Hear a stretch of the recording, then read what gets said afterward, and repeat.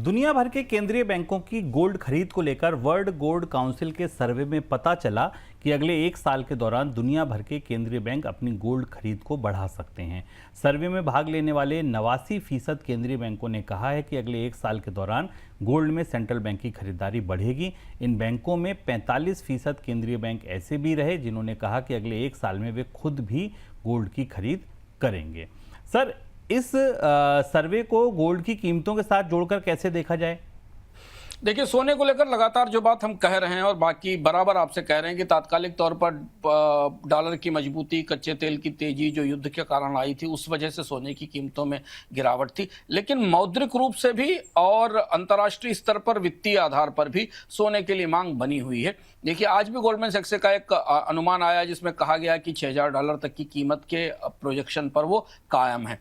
अब WGC का सर्वे आया। WGC के सर्वे में वो सारे तथ्य, वो सारे फैक्ट्स हैं जो बार बार चर्चा में आ रहे हैं कि सोने को, गोल्ड को आप अपने इन्वेस्टमेंट से, अपने होराइजन से बाहर नहीं कर सकते। करीब 95% सेंट्रल बैंक्स ने कहा वो सोना खरीदेंगे। क्यों खरीदेंगे? क्योंकि जैसे ही स्थितियां नॉर्मल होंगी, चीज़ें बदलेंगी, स्टैगफ्लेशन का खतरा है, डॉलर की कमजोरी का खतरा है, अपनी करेंसीज को, अपने विदेशी मुद्रा भंडारों को हेज करने के लिए वो सोने की खरीद करते रहेंगे। 73 सेंट्रल बैंक जो बड़े हैं वो सब सोना खरीदने जा रहे हैं। इससे जो डिमांड है गोल्ड की, खासतौर पर जो ऑफिशियल डिमांड है, जिसमें हमने हाल फिलहाल में थोड़ी कमी देखी थी, पिछले साल भी काफ़ी खरीद हुई थी, उससे पिछले साल भी काफ़ी खरीद हुई थी, ये आने वाले दिनों में और ज़्यादा बढ़ेगी।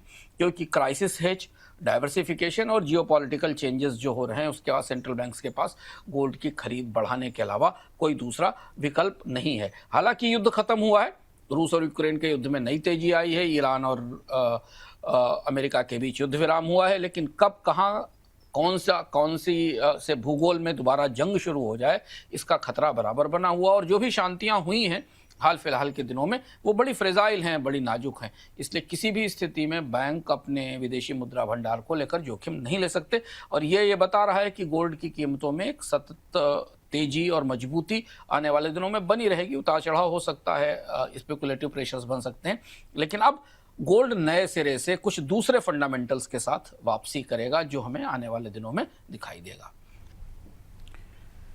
यूके में 16 साल से कम उम्र के बच्चों के लिए सोशल मीडिया पर रोक लगने जा रही है। इसको लेकर यूके की संसद में इस साल के क्रिसमस से पहले कानून बनाने का प्रस्ताव आ सकता है और प्रस्ताव पास हुआ तो अगले साल से ये लागू हो जाएगा। यूके में 90% अभिभावक सरकार की इस पहल का स्वागत कर रहे हैं। सर, कैसे ये प्रतिबंध लागू किया जाएगा? सोशल मीडिया कंपनियों के लिए बड़ी चुनौती और पहला प्रयोग है जो यूके में हो रहा है। इसे दुनिया के बाकी देशों में भी आजमाया जाएगा। सारे प्लेटफॉर्म्स को इसमें कवर किया गया है, टिकटॉक को, स्नैपचैट को, इंस्टाग्राम को, फेसबुक को, यूट्यूब को और एक्स को और केवल व्हाट्सएप और सिग्नल को इससे बाहर रखा गया है। पूरा सोशल मीडिया नेटवर्क है। 16 साल से कम के बच्चों को इजाज़त नहीं दी जाएगी। कंपनियों पर यह जिम्मेदारी डाली गई है कि वो बच्चों की आय का जो आयु है, उनकी एज है, उसको सही ढंग से प्रमाणित करें। इसके लिए उनको अपने सिस्टम्स बनाने होंगे। अगर कोई बच्चा 16 साल से कम का किसी सोशल मीडिया प्लेटफॉर्म पर अपने को रजिस्टर करता है तो उसकी आयु के बारे में जानकारी होगी। और अगर एज वेरिफिकेशन सही नहीं किया गया और ऐसा पाया गया, जो कानून का मसौदा कहता है कि अगर ऐसा पाया गया कि सोशल मीडिया प्लेटफॉर्म पर 16 वर्ष से आयु के कम के बच्चे हैं, तो इससे कंपनियों पर फाइन लगाया जाएगा। लोगों को, पूरी दुनिया में लोगों को इस कानून की प्रतीक्षा है कि कानून कैसे लागू होगा और इसके अंदर किस तरीके के प्रावधान किए जाएंगे, क्योंकि ये चर्चा कई देशों में, कई अलग अलग देशों में चल रही है कि सोशल मीडिया से, सोशल नेटवर्क से बच्चों को दूर किया जाए।